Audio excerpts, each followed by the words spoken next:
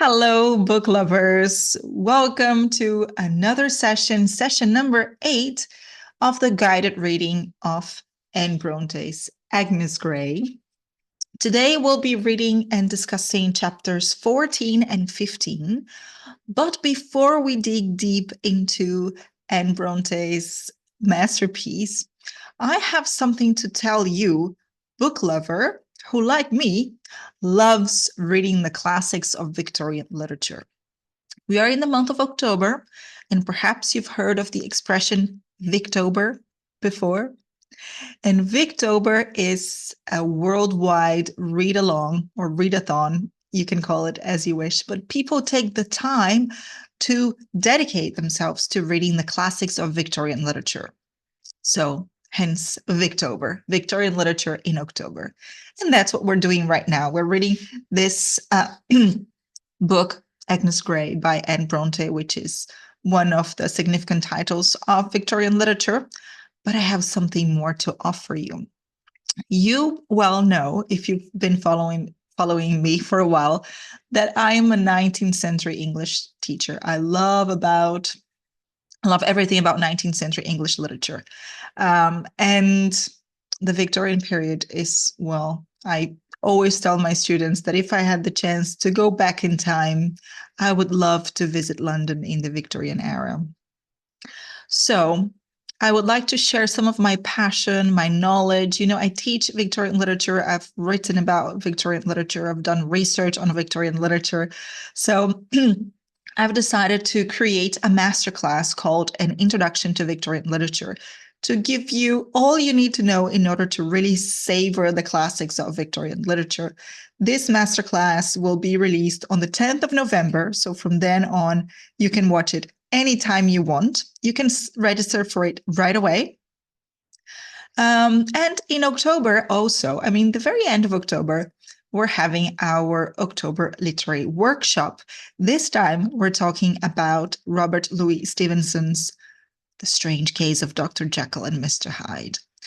This workshop is called The Doppelganger. So we'll focus on the Victorian fin de siècle Gothic and also on the Gothic motive of the doppelganger, the fragmented self, the double.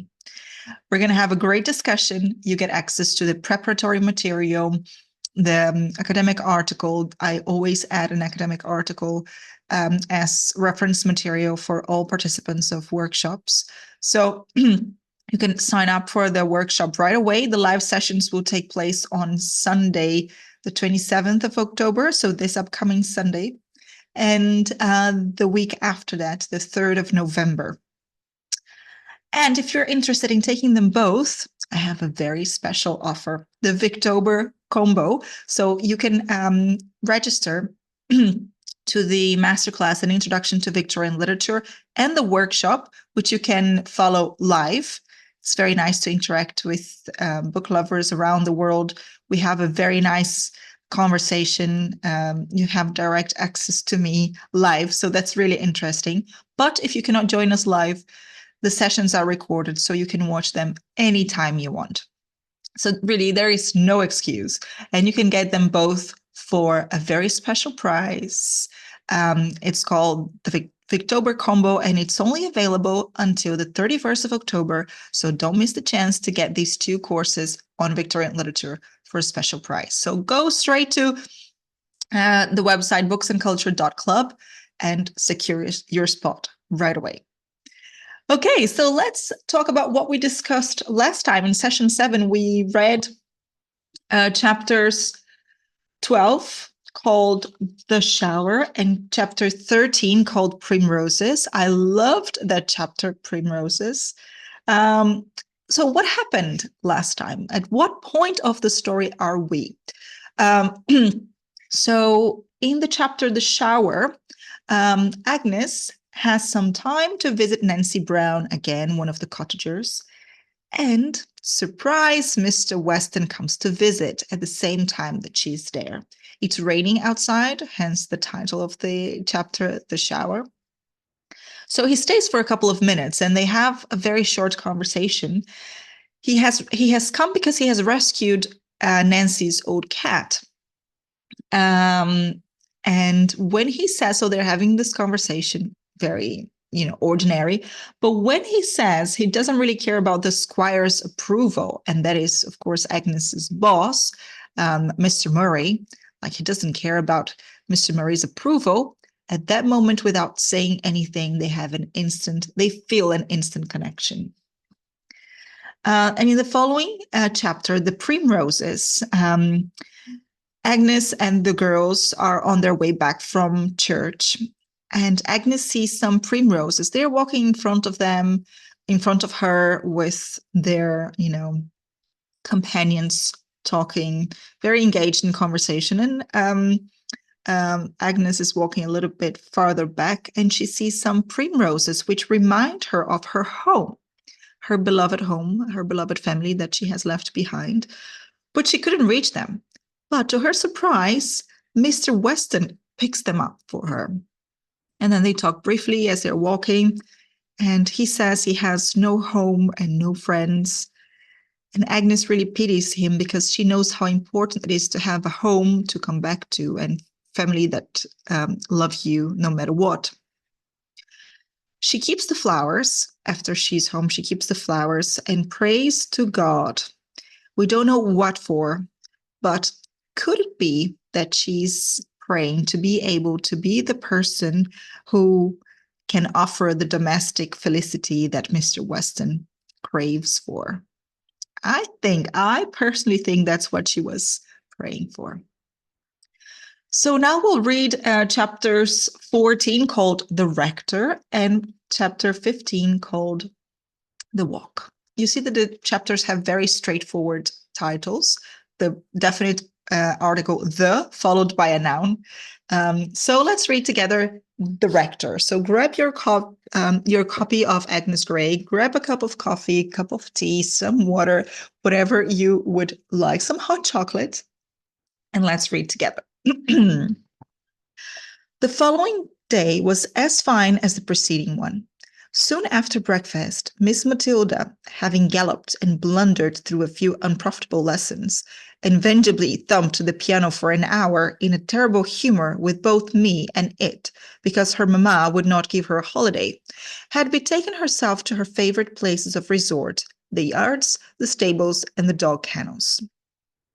And Miss Murray was gone forth to enjoy a quiet ramble with a new fashionable novel for her companion, leaving me in the schoolroom, hard at work upon a watercolor drawing I had promised to do for her, and which she insisted upon my finishing that day. All the things she has to do for the Miss Murrays that are not really her obligation. She's doing this drawing, watercolor drawing, and most likely Miss Murray is going to show off her abilities by showing this drawing that she didn't even do herself. At my feet lay a little rough terrier. It was the property of Miss Matilda, but she hated the animal and intended to sell it, alleging that it was quite spoiled. It was really an excellent dog of its kind, but she affirmed it was fit for nothing and had not even the sense to know its own mistress. The fact is, she had purchased it when but a small puppy, insisting at first that no one should touch it but herself. But soon becoming tired of so helpless and troublesome a nursling, she had gladly yielded to my entreaties to be allowed to take charge of it, and I, by carefully nursing the little creature from infancy to adolescence, of course had obtained its affections. A reward I should have greatly valued and looked upon as far outweighing all the trouble I had had with it, had not poor Snap's grateful feelings exposed him to many a harsh word and many a spiteful kick and pinch from his owner, and were he not now in danger of being put away in consequence, or transferred to some rough, stony-hearted master. But how could I help it? I could not make the dog hate me by cruel treatment, and she would not propitiate him by kindness. However, while I thus sat, working away at my pencil, Mrs. Murray came, half sailing, half bustling, into the room. Now you see that the dog is very interesting. The dog is unwanted by Miss Matilda, and Matilda doesn't want the dog to show Agnes any affection, but Agnes is the only one who really takes care of the dog, and now doesn't want to show it that much because she's afraid that because the dog likes her, he will be taken away. But the dog has a similar position to Agnes in the house, right? Unwanted. But at least the dog has someone to look after him. That's Agnes and Agnes, whereas Agnes has no one. Miss Grey, that's Mrs. Murray. Mrs. Murray, so the mother. Miss Grey, she began, dear, how can you sit at your drawing such a day as this? She thought I was doing it for my own pleasure. I wonder you don't put on your bonnet and go out with the young ladies. I think, ma'am, Miss Murray is reading, and Miss Matilda is amusing herself with her dogs.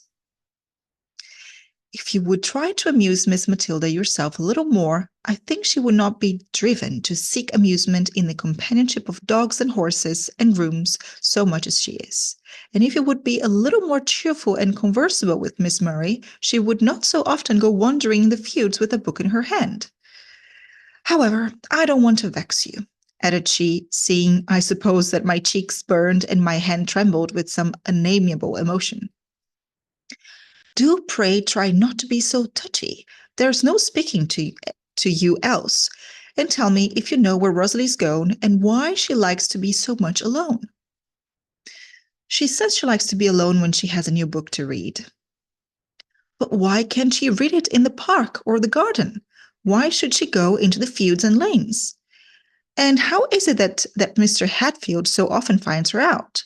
She told me last week he'd walked his horse by her side all up Boss Lane. And now I'm sure it was he I saw from my dressing room window, walking so briskly past the park gates and on towards the field where she so frequently goes.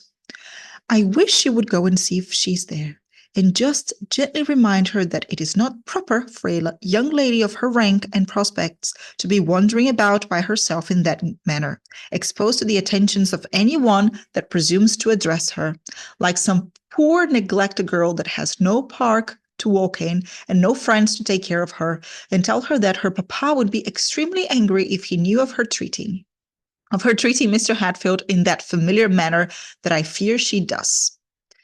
Mr. Hatfield, as you know, is the old curate, right? So Mr. Weston has come to take his place because Mr. Hatfield has gotten some better prospects. And if any governess had but half a mother's watchfulness, half a mother's anxious care, I should be saved this trouble. And you would see at once the necessity of keeping your eye upon her and making your company agreeable to. Well, go, go, go! There's no time to be lost, cried she, seeing that I had put away my drawing materials and was waiting in the doorway for the conclusion of her address.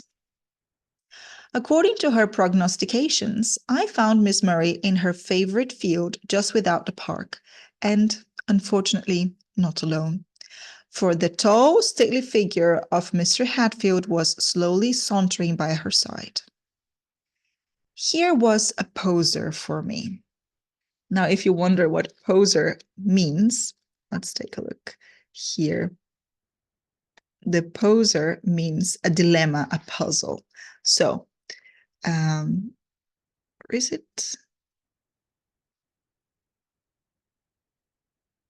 Oh yeah, here was a puzzle for me. It was my duty to interrupt the tete-a-tete. But how was it to be done? Mr. Hatfield could not be driven away by so insignificant a person as I, and to go and place myself on the other side of Miss Murray and intrude my unwelcome presence upon her without noticing her companion was a piece of rudeness I could not be guilty of. Neither had I the courage to cry aloud from the top of the field that she was wanted elsewhere. So I took the intermediate course of walking slowly but steadily towards them, resolving, if my approach failed to scare away the beau, to pass by and tell Miss Murray her mamma wanted her. She certainly looked very charming as she strolled lingering along under the budding horse chestnut trees that stretched their long arms over the park palings, with her closed book in one hand, and in the other a graceful sprig of myrtle which served her as a very pretty plaything. Her bright ringlets escaping profusely from her little bonnet and gently stirred by the breeze. Her fair cheek flushed with gratified vanity, her smiling blue eyes, not slyly glancing towards her admirer, now gazing downwards at her myrtle sprig. But Snap, running before me, interrupted her in the midst of some half-pert, half-playful repartee by catching hold of her dress and vehemently tugging thereat, till Mr. Hatfield with his cane administered a resounding thwack upon the animal's skull and sent it yelping back to me with a clamorous outcry that afforded the reverend gentleman great amusement. But seeing me so near, he thought, I suppose, he might as well be taking his departure, and as I stooped to caress the dog with ostentatious pity to show my disapproval of his severity, I heard him say, "When shall I see you again, Miss Murray?" "At church, I suppose," replied she, "unless your business chances to bring you here again at the precise moment when I happen to be walking by." "I could always manage to have business here if I knew precisely when and where to find you." "But if I would, I could not inform you, for I am so methodical, I never can tell today what I shall do tomorrow." "Then give me that, meantime, to comfort me," said he, half jestingly and half in earnest, extending his hand for the sprig of myrtle. "No, indeed, I shan't." "Do, pray do. I shall be the most miserable of men if you don't. You cannot be so cruel as to deny me a favor so easily granted and yet so highly prized," pleaded he as ardently as if his life depended on it. By this time I stood within a very few yards of them, impatiently waiting his departure. "There, then, take it and go," said Rosalie. He joyfully received the gift, murmured something that made her blush, and tossed aside her head, but with a little laugh that showed her displeasure was entirely affected, and then, with a courteous salutation, withdrew. So you can see what's going on here, right? So Miss Murray has been going there to read on purpose so that she could meet by chance Mr. Hatfield. And this sort of conversation, the two of them alone, would be considered extremely inappropriate because they're both unmarried people. And she is a woman of higher rank than Mr. Hatfield. "Did you ever see such a man, Miss Grey?" said she, turning to me. "I'm so glad you came. I thought I never should get rid of him, and I was so terribly afraid of Papa seeing him." "Has he been with you long?" "No, not long, but he's so extremely impertinent, and he's always hanging about, pretending his business or his clerical duties require his attendance in these parts, and really watching for poor me, and pouncing upon me wherever he sees me." "Well, your mamma thinks you ought not to go beyond the park or garden without some discreet matronly person like me to accompany you and keep off all intruders."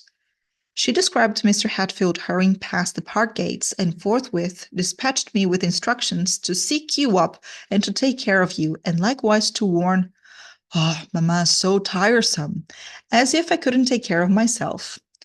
She bothered me before about Mr. Hatfield, and I told her she might trust me. I never should forget my rank and station for the most delightful man that ever breathed. I wish he would go down on his knees tomorrow and implore me to be his wife, that I might just show her how mistaken she is in supposing that I could ever.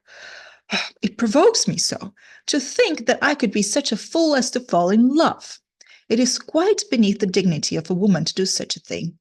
Love. I detest the word as applied to one of our sex.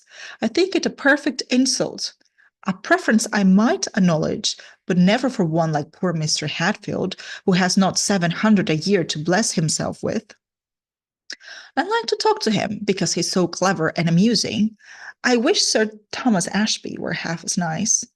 Besides, I must have somebody to flirt with, and no one else has the sense to come here. And when we go out, Mama won't let me flirt with anybody but Sir Thomas. If he's there and if he's not there, I'm bound hand and foot, for fear somebody should go and make up some exaggerated story and put it into his hand that I'm engaged, or likely to be engaged to somebody else. Or, what is more probable, for fear his nasty old mother should see or hear of my own goings and conclude that I'm not a fit wife for her excellent son. As if the said son were not the greatest scamp in Christendom, and as if any woman of common decency were not a world too good for him. Is it really so, Miss Murray? And does your mamma know it, and yet wish you to marry him? To be sure she does. She knows more against him than I do, I believe. She keeps it from me lest I should be discouraged, not knowing how little I care about such things. For it's no great matter, really. He'll be all right when he's married, as Mamma says. And reformed rakes make the best husband, everybody knows. I only wish he were not so ugly. That's all I think about. But then there's no choice here in the country, and Papa will not let us go to London. But I should think Mr. Hatfield would be far better. And so he would if he were Lord of Ashby Park. There's not a doubt of it, but the fact is, I must have Ashby Park, whoever shares it with me. But Mr. Hatfield thinks you like him all this time. You don't consider how bitterly he will be disappointed when he finds himself mistaken. No, indeed, it will be a proper punishment for his presumption, for ever daring to think I could like him. I should enjoy nothing so much as lifting the veil from his eyes. The sooner you do it, the better then. No, I tell you, I like to amuse myself with him. Besides, he doesn't really think I like him. I take good care of that. You don't know how cleverly I manage. He may presume to think he can induce me to like him, for which I shall punish him as he deserves. Well, mind you don't give too much reason for such presumption, that's all, replied I. But all my exhortations were in vain. They only made her somewhat more solicitous to disguise her wishes and her thoughts from me. She talked no more to me about the rector, but I could see that her mind, if not her heart, was fixed upon him still, and that she was intent upon obtaining another interview. For though, in compliance with her mother's request, I was now constituted the companion of her rambles for a time, she still persisted in wandering in the fields and lanes that lay in the nearest proximity to the road. And whether she talked to me or read the book she carried in her hand, she kept continually pausing to look around her or gaze up the road to see if anyone was coming, and if a horseman trotted by, I could tell by her unqualified abuse of the poor equestrian, whoever he might be, that she hated him because he was not Mr. Hatfield. Surely, thought I, she is not so indifferent to him as she believes herself to be, or would have others to believe her, and her mother's anxiety is not so wholly causeless as she affirms. 3 days passed away, and he did not make his appearance. On the afternoon of the 4th, as we were walking beside the park palings in the memorable field, each furnished with a book, for I always took care to provide myself with something to be doing when she did not require me to talk, she suddenly interrupted my studies by exclaiming, "Oh, Miss Grey, do be so kind as to go and see Mark Wood and take his wife half-a-crown from me. I should have given or sent it a week ago, but quite forgot. There," said she, throwing me her purse and speaking very fast. "Never mind getting it out now, but take the purse and give them what you like. I would go with you, but I want to finish this volume. I'll come and meet you when I've done it. Be quick, will you? And, wait, hadn't you better read to him a bit? Run to the house and get some sort of a good book. Anything will do." I did as I was desired, but suspecting something from her hurried manner and the suddenness of the request, I just glanced back before I quitted the field, and there was Mr. Hatfield about to enter at the gate below. By sending me to the house for a book, she had just prevented my meeting him on the road. Never mind, thought I, there will be no great harm done. Poor Mark will be glad of the half-crown, and perhaps of the good book too, and if the rector does steal Miss Rosalie's heart, it will only humble her pride a little, and if they do get married at last, it will only save her from a worse fate, and she will be quite a good enough partner for him, and he for her. Mark Wood was the consumptive laborer whom I mentioned before. He was now rapidly wearing away. Miss Murray, by her liberality, obtained literally the blessing of him that was ready to perish.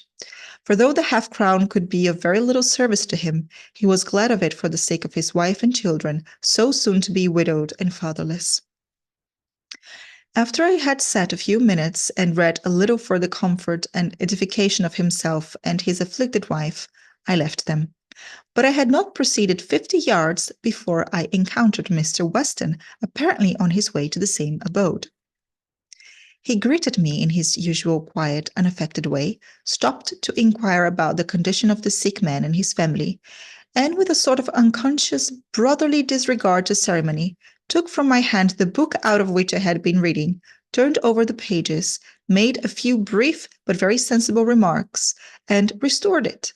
Then told me about some poor sufferer he had just been visiting, talked a little about Nancy Brown, made a few observations upon my little rough friend the terrier that was frisking at his feet, and finally upon the beauty of the weather, and departed.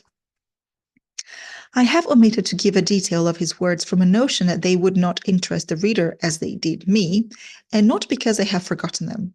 No, I remember them well, for I thought them over and over again in the course of that day and many succeeding ones.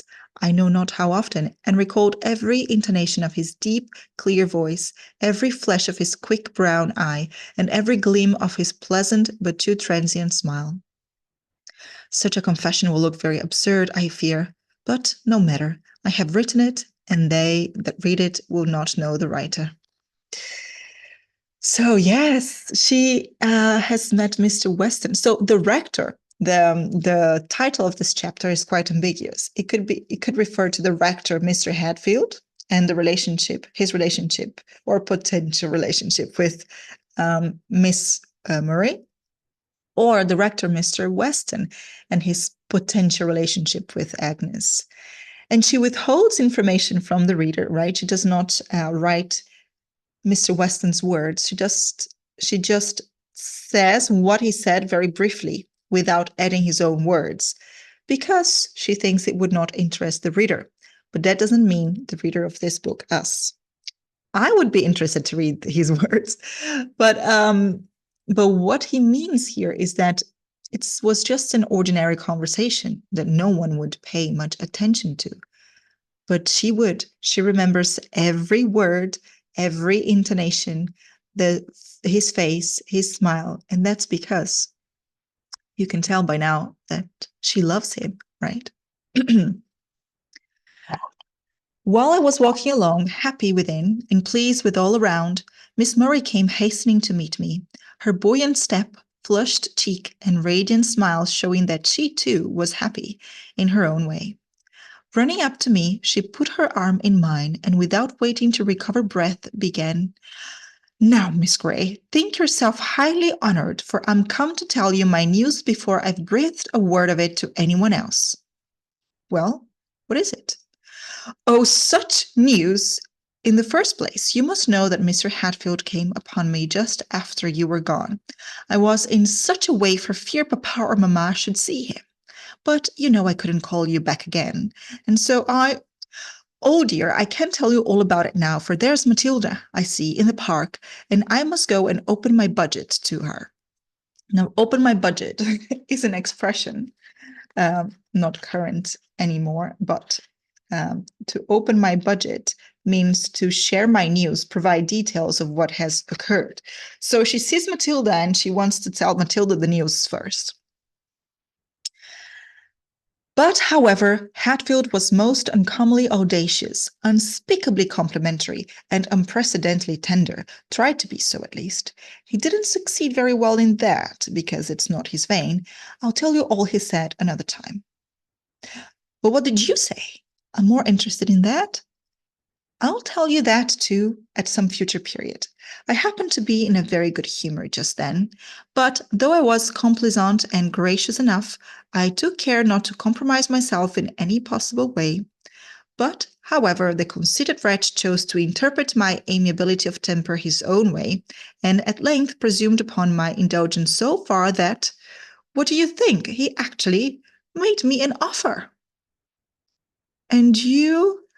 I proudly drew myself up and with the greatest coolness expressed my astonishment at such an occurrence and hoped he had seen nothing in my conduct to justify his expectations. You should have seen how his countenance fell. He went perfectly white in the face. I assured him that I esteemed him and all that, but could not possibly concede to his proposals. And if I did, Mamma and Papa could never be brought to give their consent. But if they could, said he, would yours be wanting? Certainly, Mr. Hatfield, I replied with a cool decision which quelled all hope at once. Oh, if you had seen how dreadfully mortified he was, how crushed to the earth by his disappointment. Really, I almost pitied him myself. One more desperate attempt, however, he made, after a silence of considerable duration, during which he struggled to be calm and I to be grave, for I felt a strong propensity to laugh, which would have ruined all. He said, with the ghost of a smile, "But tell me plainly, Miss Murray, if I had the wealth of Sir Hugh Meltham, or the prospects of his eldest son, would you still refuse me? Answer me truly upon your honour." "Certainly," said I, "that will make no difference whatever." It was a great lie, but he looked so confident in his own attraction still that I determined not to leave him one stone upon another. He looked me full in the face, but I kept my countenance so well that he could not imagine I was saying anything more than the actual truth. "Then it's all over, I suppose," he said, looking as if he could have died on the spot with vexation and the intensity of his despair. But he was angry as well as disappointed. There was he, suffering so unspeakably, and there was I, the pitiless cause of it all, so utterly impenetrable to all the artillery of his looks and words, so calmly cold and proud, he could not but feel some resentment, and with singular bitterness he began. "I certainly did not expect this, Miss Murray. I might say something about your past conduct, and the hopes you have led me to foster, but I forbear, on condition—" "No conditions, Mr. Hatfield," said I, now truly indignant at his insolence. "Then let me beg it as a favour," he replied, lowering his voice at once, and taking a humbler tone. "Let me entreat you that you will not mention this affair to any one whatever. If you will keep silence about it, there need be no unpleasantness on either side. Nothing, I mean, beyond what is quite unavoidable for my own feelings, I will endeavour to keep to myself, if I cannot annihilate. I will try to forgive, if I cannot forget the cause of my sufferings. I will not suppose, Miss Murray, that you know how deeply you have injured me. I would not have you aware of it. But if, in addition to the injury you have already done me, pardon me, but whether innocently or not, you have done it. And if you add to it by giving publicity to this unfortunate affair, or naming it at all, you will find that I too can speak, and though you scorned my love, you will hardly scorn my—" He stopped, but he bit his bloodless lip and looked so terribly fierce that I was quite frightened. However, my pride upheld me still, and I answered disdainfully, "I do not know what motive you suppose I could have for naming it to any one, Mr. Hatfield, but if I were disposed to do so, you would not deter me by threats, and it is scarcely the part of a gentleman to attempt it." "Pardon me, Miss Murray," said he. "I have loved you so intensely, I do still adore you so deeply that I would not willingly offend you. But though I never have loved, and never can love any woman as I have loved you, it is equally certain that I never was so ill-treated by any. On the contrary, I have always found your sex the kindest and most tender and obliging of God's creation, till now." "Think of the conceited fellow saying that!" "And the novelty and harshness of the lesson you have taught me today, and the bitterness of being disappointed in the only quarter on which the happiness of my life depended, must excuse any appearance of asperity. If my presence is disagreeable to you, Miss Murray," he said, for I was looking about me to show how little I cared for him, so he thought I was tired of him, I suppose. "If my presence is disagreeable to you, Miss Murray, you have only to promise me the favour I named, and I will relieve you at once. There are many ladies, some even in this parish, that will be delighted to accept what you have so scornfully trampled under your feet. They would be naturally inclined to hate one whose surpassing loveliness has so completely estranged my heart from them and blinded me to their attractions. And a single hint of the truth from me to one of these would be sufficient to raise such a talk against you as would seriously injure your prospects and diminish your chance of success with any other gentleman you or your mamma might design to entangle. What do you mean, sir? Said I, ready to stamp with passion. I mean that this affair from beginning to end appears to me like a case of arrant flirtation, to say the least of it, such a case as you would find it rather inconvenient to have blazoned through the world, especially with the additions and exaggerations of your female rivals, who would be too glad to publish the matter if I only gave them a handle to it. But I promise you, on the faith of a gentleman, that no word or syllable that could tend to your prejudice shall ever escape my lips, provided you will. Well, well, I won't mention it, said I. You may rely upon my silence, if that can afford you any consolation. You promise it? Yes, I answered, for I wanted to get rid of him now. Farewell, then, said he, in a most doleful, heartsick tone, and with a look where pride vainly struggled against despair, he turned and went away, longing no doubt to get home that he might shut himself up in his study and cry, if he doesn't burst into tears before he gets there. But you have broken your promise already, said I, truly horrified at her perfidy. Oh, it's only to you. I know you won't repeat it. Certainly I shall not. But you say you are going to tell your sister, and she will tell your brothers when they come home, and Brown immediately, if you do not tell her yourself, and Brown will blazon it, or be the means of blazoning it throughout the country. No, indeed, she won't. We shall not tell her at all, unless it be under promise of the strictest secrecy. But how can you expect her to keep her promises better than her more enlightened mistress? Well, well, she shan't hear it then, said Miss Murray, somewhat snappishly. But you will tell your mamma, of course, pursued I, and she will tell your papa. Of course I shall tell mamma. That is the very thing that pleases me. So much. I shall now be able to convince her how mistaken she was in her fears about me. Oh, that's it, is it? I was wondering what it was that delighted you so much. Yes, and another thing is that I've humbled Mr. Hatfield so charmingly.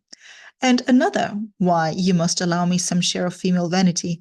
I don't pretend to be without that most essential attribute of our sex, and if you had seen poor Hatfield's intense eagerness in making his ardent declaration and his flattering proposal, and his agony of mind that no effort of pride could conceal on being refused, you would have allowed I had some cause to be gratified. The greater his agony, I should think, the less your cause for gratification. Oh, nonsense, cried the young lady, shaking herself with vexation. You either can't understand me or you won't. If I had not confidence in your magnanimity, I should think you envied me. But you will perhaps comprehend this cause of pleasure, which is as great as any, namely that I am delighted with myself for my prudence, my self-command, my heartlessness, if you please. I was not a bit taken by surprise, not a bit confused or awkward or foolish. I just acted and spoke as I ought to have done, and was completely my own mistress throughout. And here was a man, decidedly good-looking. Jane and Susan Green call him bewitchingly handsome. I suppose there are two of the ladies he pretends would be so glad to have him. But, however, he was certainly a very clever, witty, agreeable companion. Not what you call clever, but just enough to make him entertaining, and a man one needn't be ashamed of anywhere, and would not soon grow tired of. And, to confess the truth, I rather liked him, better even, of late, than Harry Meltham, and he evidently idolized me. And yet, though he came upon me all alone and unprepared, I had the wisdom and the pride and the strength to refuse him, and so scornfully and coolly as I did, I have good reason to be proud of that. And are you equally proud of having told him that his having the wealth of Sir Hugh Meltham would make no difference to you when that was not the case, and of having promised to tell no one of his misadventure, apparently without the slightest intention of keeping your promise? Of course, what else could I do? You would not have had me. But I see, Miss Grey, you are not in a good temper. Here's Matilda. I'll see what she and Mamma have to say about it. She left me, offended at my want of sympathy, and thinking, no doubt, that I envied her. I did not, at least I firmly believe I did not. I was sorry for her. I was amazed, disgusted at her heartless vanity. I wondered why so much beauty should be given to those who made so better use of it, and denied to some who would make it a benefit to both themselves and others. But God knows best, I concluded. There are, I suppose, some men as vain and as selfish and as heartless as she is, and perhaps such women may be useful to punish them. And this is the end of the chapter called The Rector. And it's a great, interesting insight into the character of Miss Murray, right? So, how vain she is, how proud she is. She is gratified by the notion of having injured someone, of having breaking someone's heart, of being heartless, of being cold. She thinks that is what she calls being mistress of herself. And she's proud of having accomplished that. And Agnes has a completely different view on this matter. The greater the mortification, the injury caused to Mr. Hatfield, the less she thinks Miss Murray should be gratified. But Miss Murray thinks quite the opposite. So you see, they're very, very different characters indeed. All right. Well, but we've talked about Mr. Hatfield before, right? He's not, well, what do you think? Do you think he deserves such a treatment? He's also a very vain man. He would, remember, he would use his power as a church authority to teach the poor people to be grateful to their masters, to serve, to be obedient, to be humble to their employers. He would only talk to people of his own rank or higher. So he had the someone who would be aware of their own social standing would not have had the audacity to court someone as Miss Murray, right? So in a way, they were both wrong. They are both vain. And well, this whole social interaction is just based on convention.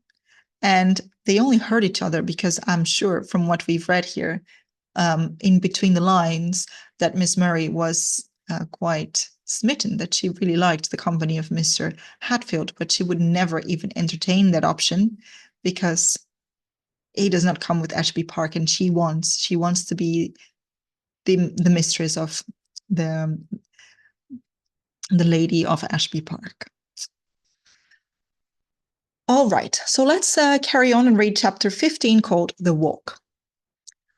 Oh dear, I wish Hatfield had not been so precipitate, said Rosalie next day at 4 p.m. as, with a portentous yawn, she laid down her worsted work and looked listlessly towards the window. There's no inducement to go out now, and nothing to look forward to. The days will be so long and dull when there are no parties to enliven them, and there are none this week, or next either, that I know of. So now she's pitying that it all happened so fast, because now there's nothing to amuse her anymore. There is no Mr. Hatfield to entertain her and to flirt with her. So it's all boredom now. There are no parties. Look at the shallowness of her pursuits in life. Pity you were so cross to him, observed Matilda, to whom this lamentation was addressed. He'll never come again, and I suspect you liked him after all. I hoped you would have taken him for your beau and left dear Harry to me. My beau must be an Adonis indeed, Matilda, the admired of all beholders, if I am to be contented with him alone. I'm sorry to lose Hatfield, I confess, but the first decent man or number of men that come to supply his place will be more than welcome. It's Sunday tomorrow. I do wonder how he'll look, and whether he'll be able to go through the service. Most likely he'll pretend he's got a cold and make Mr. Weston do it all. Not he, exclaimed Matilda somewhat contemptuously. Fool as he is, he's not so soft as that comes to. Her sister was slightly offended, but the event proved Matilda was right. The disappointed lover performed his pastoral duties as usual. Rosalie, indeed, affirmed he looked very pale and dejected. He might be a little paler, but the difference, if any, was scarcely perceptible. As for his dejection, I certainly did not hear his laugh ringing from the vestry as usual, nor his voice loud in hilarious discourse, though I did hear it uplifted in rating the sexton in a manner that made the congregation stare. And in his transits to and from the pulpit and the communion table, there was more of solemn pomp and less of that irreverent, self-confident, or rather self-delighted imperiousness with which he usually swept along. That air that seemed to say, "You all reverence and adore me, I know, but if anyone does not, I defy him to the teeth." So he was humbled by this experience. Perhaps it was a good lesson after all. But the most remarkable change was that he never once suffered his eyes to wander in the direction of Mr. Murray's pew, and did not leave the church till we were gone. Mr. Hatfield had doubtless received a very severe blow, but his pride impelled him to use every effort to conceal the effects of it. He had been disappointed in his certain hope of obtaining not only a beautiful, and to him highly attractive wife, but one whose rank and fortune might give brilliance to far inferior charms. He was likewise, no doubt, intensely mortified by his repulse, and deeply offended at the conduct of Miss Murray throughout. It would have given him no little consolation to have known how disappointed she was to find him apparently so little moved, and to see that he was able to refrain from casting a single glance at her throughout both the services, though she declared it showed he was thinking of her all the time, or his eyes would have fallen upon her, if it were only by chance. But if they had so chanced to fall, she would have affirmed it was because they could not resist the attraction. It might have pleased him, too, in some degree, to have seen how dull and dissatisfied she was throughout that week, the greater part of it at least, for lack of her usual source of excitement, and how often she regretted having used him up so soon, like a child that, having devoured its plum cake too hastily, sits sucking its fingers and vainly lamenting its greediness. At length I was called upon, one fine morning, to accompany her in a walk to the village. Ostensibly, she went to get some shades of Berlin wool at a tolerably respectable shop that was chiefly supported by the ladies of the vicinity. Really, I trust there is no breach of charity in supposing that she went with the idea of meeting either with the rector himself or some other admirer by the way. For as we went along, she kept wondering what Hatfield would do or say if we met him, etc., etc., as we passed Mr. Green's park gates. She wondered whether he was at home, great stupid blockhead. As Lady Meltham's carriage passed us, she wondered what Mr. Harry was doing this fine day, and then began to abuse his elder brother for being such a fool as to get married and go and live in London. "Why," said I thought you wanted to live in London yourself." "Yes, because it's so dull here. But then he makes it still duller by taking himself off, and if he were not married, I might have him instead of that odious Sir Thomas." Then, observing the prints of a horse's feet on the somewhat miry road, she wondered whether it was a gentleman's horse, and finally concluded it was, for the impressions were too small to have been made by a great clumsy cart-horse. And then she wondered who the rider could be, and whether we should meet him coming back, for she was sure he had only passed that morning. And lastly, when we entered the village and saw only a few of its humble inhabitants moving about, she wondered why the stupid people couldn't keep in their houses. She was sure she didn't want to see their ugly faces and dirty vulgar clothes. It wasn't for that she came to Horton. Amid all this, I confess, I wondered too, in secret, whether we should meet or catch a glimpse of somebody else. And as we passed his lodgings, I even went so far as to wonder whether he was at the window. On entering the shop, Miss Murray desired me to stand in the doorway while she transacted her business, and tell her if anyone passed. But alas, there was no one visible besides the villagers, except Jane and Susan Green coming down the single street, apparently returning from a walk. "Stupid things," murmured she as she came out after having concluded her bargain. "Why couldn't they have their dote of a brother with them? Even he would be better than nothing." She greeted them, however, with a cheerful smile and protestations of pleasure at the happy meeting equal to their own. See the artificiality, the theatricality of social conventions, right? They placed themselves one on each side of her, and all three walked away chatting and laughing as young ladies do when they get together, if they be but on tolerably intimate terms. But I, feeling myself to be one too many, left them to their merriment, and lagged behind, as usual on such occasions. I had no relish for walking beside Miss Green or Miss Susan like one deaf and dumb who could neither speak nor be spoken to. But this time I was not long alone. It struck me at first as very odd that just as I was thinking about Mr. Weston, he should come up and accost me. But afterwards, on due reflection, I thought there was nothing odd about it, unless it were the fact of his speaking to me, for on such a morning and so near his own abode, it was natural enough that he should be about. And as for my thinking of him, I had been doing that with little intermission ever since we set out on our journey, so there was nothing remarkable in that. "You are alone again, Miss Grey?" said he. "Yes." "What kind of people are those ladies, the Mrs. Green?" "I really don't know." "That's strange, when you live so near and see them so often." "Well, I suppose they are lively, good-tempered girls, but I imagine you must know them better than I do yourself, for I never exchanged a word with either of them." "Indeed, they don't strike me as being particularly reserved." "Very likely they are not so to people of their own class, but they consider themselves as moving in quite a different sphere from me." He made no reply to this, but after a short pause he said, "I suppose it's these things, Miss Grey, that make you think you could not live without a home?" "Not exactly. The fact is I am too socially disposed to be able to live contentedly without a friend, and as the only friends I have, or am likely to have, are at home, if they were gone, I would not say I could not live, but I would rather not live in such a desolate world." "But why do you say the only friends you are likely to have? Are you so unsociable that you cannot make friends?"